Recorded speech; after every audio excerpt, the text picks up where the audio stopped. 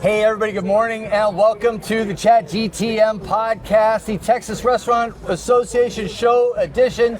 We're here at the TRA show we're in San Antonio, Texas? San Antonio. So many shows we go to, but yeah, we're in San Antonio, home of the Alamo, home of the famous Riverwalk, and home of the TRA's signature premier annual event. There's some, what is that, 600 booths here? 600 plus, yeah. 600 plus booths here. It represents billions of dollars in restaurant spend, and the executives and the people that buy the food here, the people are opening up new locations, the people are trying to find new solutions to source, and people are opening up franchise locations. And so I'm here with Mr. Matt Ensero. Matt is with Wing It On, which I love it, right? Bring it on. Yes, sir. Love it. And Matt also seems to have wing sauce in his veins, and we're here to talk a little bit about how he got started, what the story of growth and his journey is as an entrepreneur and creating a brand that's going to be, is now turning into a national brand. Yep. That's so exciting. Matt, good morning. Good morning.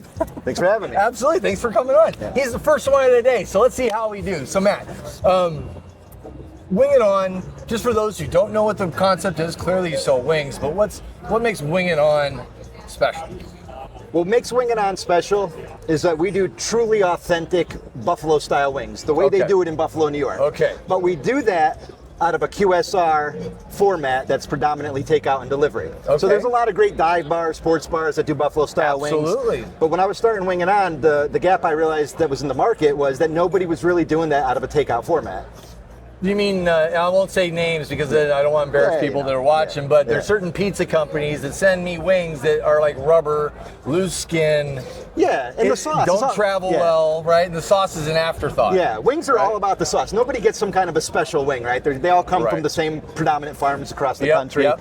It's the sauce. Yep. And you can't. In most of the pizza places, the QSR places, they're just dumping some red corn syrup goop out of a bottle onto them. We call them buffalo wings. But a real buffalo wing needs to be made with Frank's Red Hot and real butter, not margarine, real butter. Yep, absolutely, absolutely. And then it also has to do with the cooking process, right? Like crispy wings. Can't bake them.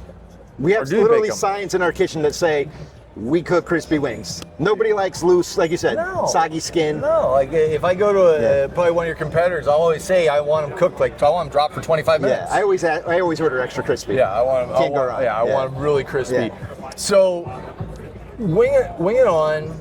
How long you guys been around? 2011, so 15 years now. And what made you decide to go into business?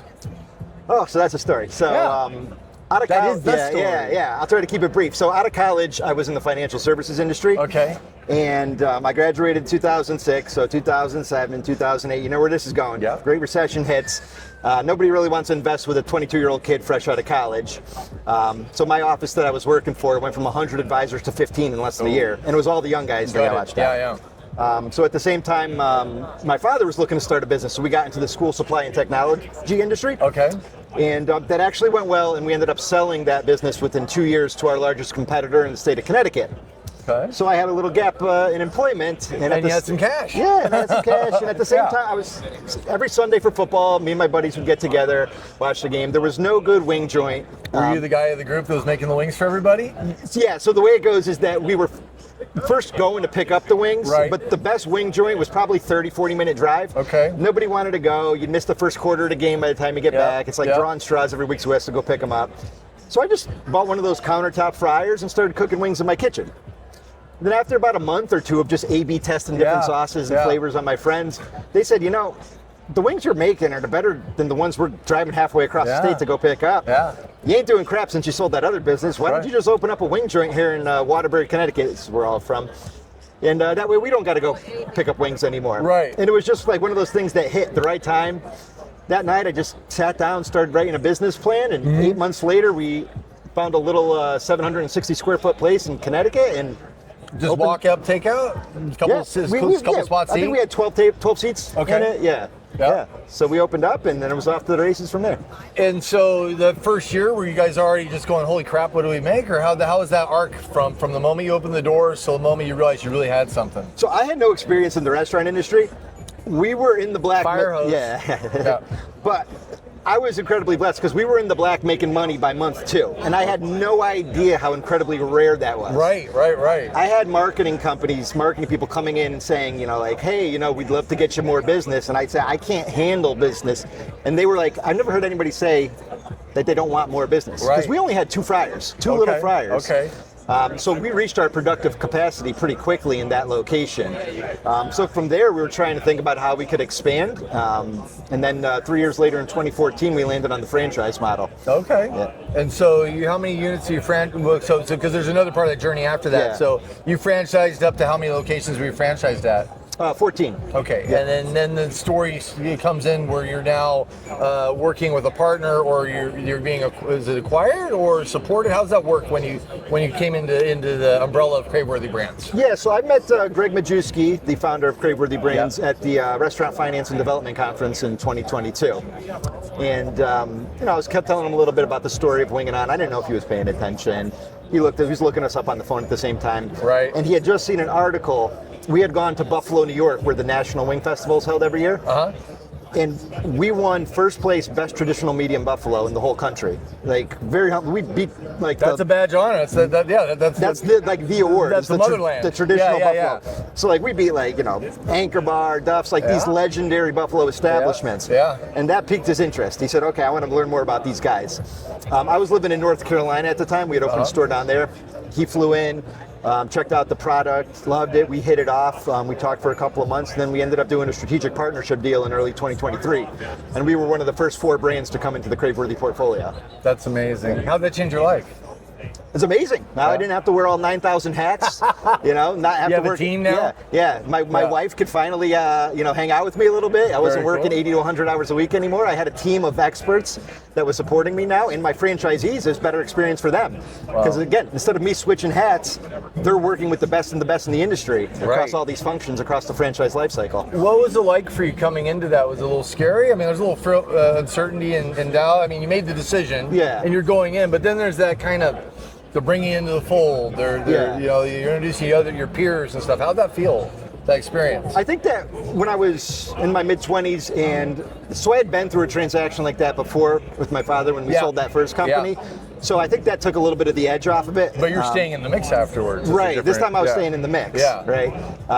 And the reason I went with Craveworthy, because we had other suitors looking at us, is because Greg and Craveworthy, they're operators first and foremost. They operate restaurants. Right. They get it, right? Yes, so these are real restaurant people. Yeah. This isn't some big PE company that's going to suck the soul out of you. No. They're in the trenches, working with their people, working with their franchisees. And they want to make them profitable too. Yeah. So we were totally aligned from day one.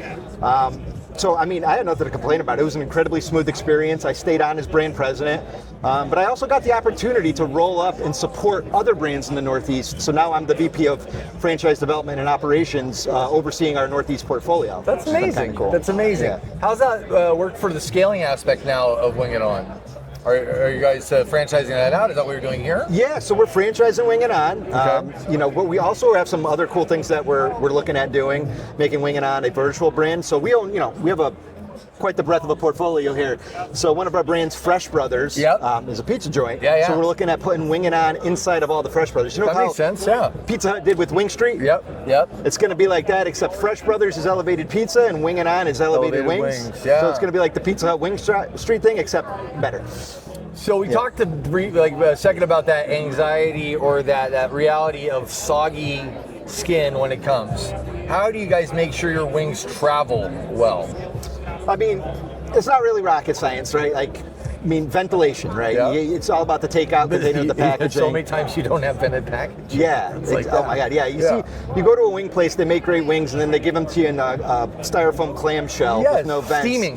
And you know what's going to happen when you open that thing. Steam in your food. Yeah. So I mean, you gotta first of all, you gotta let them rest when they come out of the fryer. Get all that residual oil off of it. Yep. Never bread your wings. I can't stand breaded wings. That just soaks in the oil. Hallelujah. Yeah. Naked, they call it, but I think that's just how they're supposed to be. That's the only way you should cook a wing. There's no need to put any breading on a wing. And then, what's your opinion on boneless wings? My opinion is the name annoys me. There's no such thing as boneless wings. I know. But it's a nugget. I understand it, right? Because you're talking about we're trying to serve a family. Right. We always want to avoid menu veto. Right. There's always the wife who doesn't like the bones or the kids who don't like the wings. So, Are you going to go for the dark side? Do you guys have boneless wings on your menu, or never will they see your menu? We call them boneless bites. Boneless bites. We call them what they are. Okay. We do have them because we Okay. just call them what they are. But they're not wings. They're not wings. They're boneless bites. But what we do is a lot of places you go to, and the boneless wings or bites or nugs or whatever they're calling them. It's an afterthought. It comes from a secondary processor. It's frozen. It's some Tyson Chuck it in the thing fryer. that they've put in their stuff, right? Yeah. We're doing is we're cutting tenders, fresh tenderloins in thirds, hand battering them to order. So we're actually doing fresh, hand battered boneless bites. Okay. I feel that. That's awesome. And I took us totally off track on the ventilated side of things. So you travel. It's like ADHD. Welcome to the party. I have one. I have that. Hey, my brother. But no. So that final mile, though. So I cut you off when you're talking about that, though. So you have this packaging that's some ventilation in it. What else about that to make sure? So you let the wings dry off first. You get the oil off the you get the residual oil off them. Yep. You got to make sure they're sauced thoroughly, but not sitting in a pool of sauce either. And then just throwing them in a nice ventilated to-go package. I mean, really, outside of that, there's nothing else that you can really. There's no other levers to pull. Keep it simple. Yeah, love it. And then, so you started in traditional buffalo sauce. Yeah. Were you pulled into other areas like teriyaki? Are you keeping it pure? Oh no, yeah, we have 20 flavors on the menu, including 4 dry rubs. So yeah, when I first started, dry rubs weren't really a thing in 2011. 2-3 years later, they blew up. So there was this huge demand for dry rubs. So we developed a few dry rubs. So like a lemon pepper, or what are your? We got a lemon pepper. We got one we call sweet and smoky. We got a kickin' Cajun and a garlic parm dry rub. Okay. How far west do you guys go from where the mothership is? Like how far have you guys expanded? Here in Texas, Fort Worth, Texas. It's probably our furthest west. So yeah, no, we started on the East Coast, Fort Worth. Oh, actually, next month we are opening a store in Omaha, Nebraska. Fantastic. I'm trying to think geographically. Is that a little more west than Fort Worth, or is that? I might do an overlay of a map. Yeah. See how far off I am. And then let's talk about that. So you have franchise opportunities. Typically, franchise opportunities say we've identified a market. Right? Where are the opportunities today? If somebody's listening going, you know what, I really love to get into a brand that's solid, something that I can believe in back and start my own business. Where are the new franchise opportunities? So traditionally, if you go back to like the 90s, wings were when they were like a niche product. People just put them all around college campuses. They used to be more of like a lower middle income demographic. Over the years, the wing kind of became like the caviar or the bird. It's the most expensive cut, right? I mean, because you think about supply and demand. I know. I told you about my history there. Like back in the day, they used to throw these things away. They used to throw these things away, and now it's the most in-demand cut off the bird. The problem is, it only makes up 10% of the bird. Right. So farms, they don't really increase production based on wing demand. So over the years, the cost of the wing has risen. So it's, colleges are still good, but the kids aren't eating them like 3-4 times a week because of the affordability. So we're more about, rooftops, right? We want to be where families are, middle, we're still doing good with blue collar, working class families. We're pushing a little bit more towards the middle class. Rooftops. So when we look where we want to be, we want to see lots of rooftops. We want to see middle American incomes. We want to see larger family sizes. That's where we're doing well. Got any specific cities that you're looking at to open up in? Like if somebody, what geography is? Well, that's the beautiful thing about Craveworthy is now with their supply chain support and their systems, we can go anywhere. So if the demographics fit, we're registered in California to sell franchises. So from coast to coast. If the demographics fit, we can open a store. And are you looking for seasoned operators to come on as your new franchise partners, or is it more certain? We have a certain money in the bank. What does a new operator for you look like? Yeah, again, going back to Craveworthy, the beautiful thing about them is Greg and his whole philosophy for Craveworthy is that franchising is the American dream, and it should be accessible to everybody, not just these big corporate multi-unit, multi-brand franchisors. So we are open to working with the first-time operator, mom and pop guy who's just getting into franchising or business ownership for the first time, because Craveworthy has the systems to support that operator. That makes a lot of sense. So yeah, good franchise operations do what? They give you a fantastic product to sell. They give you a playbook by which to do it that is a winning recipe for business. If you do the following things, you will be successful. They fly air cover through advertising, marketing for that brand. Right? And they represent it shows like this to let the world know you're out there. Right, 100%. That's amazing. And the support is holistic. We tell franchisees there's never going to be a moment when we don't have your back. When they sign a franchise agreement, they get a handoff to our real estate committee. From there, they go to the construction team. Then they get intro to the training team. They have brand marketing managers. We have internal IT support, PR support to help them find earned media opportunities, supply chain support if your supplier's dropping the ball. It's a holistic support system, and the franchisees really love that. What's it take to get in? I mean, I know real estate's a factor there, but if somebody wants to be a franchisee, what should they have in the bank? All in? Yeah.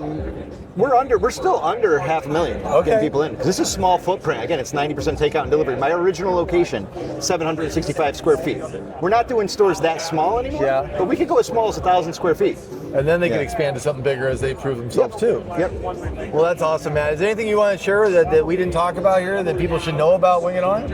No, I think you did a great job. I mean, really, what I would say is if you're looking to become a franchisee, support, systems of support is what are going to drive you to success. Yeah. And now that we have Craveworthy having our back, franchisees are going to get the benefit of joining a small emerging brand where all the best markets are still available, but they're going to get the support of a national company. Yeah, I mean, knowing Greg Majewski, knowing Josh Halpern, knowing Sam Stanovich, the people that run that side of the business, there's a lot of, not just brains, but experience, hospitality experts that know this stuff inside and out. 100%. Absolutely love it. Well, Matt, thank you so much, brother. Thank you.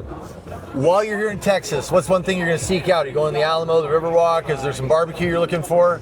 Well, the hotel I'm staying at is a quarter mile to the Alamo, so I got to check it out and knock that off my bucket list. Beautiful. Sounds good. Well, everybody, this has been Matt with Wing It On and Craveworthy Brands. If you want to know about franchising, reach out to Craveworthy. Matt, if somebody wants to talk to you about this, where do they find you? Are you on LinkedIn? I'm on LinkedIn. Okay. You can just email me, matt@craveworthybrands.com. Yeah, I'd love to talk to you, so reach out. Beautiful. This is Michael Beck and the ChatGTM podcast, signing off here from the TRA show. Stay tuned for more content, and thanks for being part of our community. And always, random acts of kindness, sprinkle that everywhere like cayenne on wings. We'll talk to you later. Have a great day.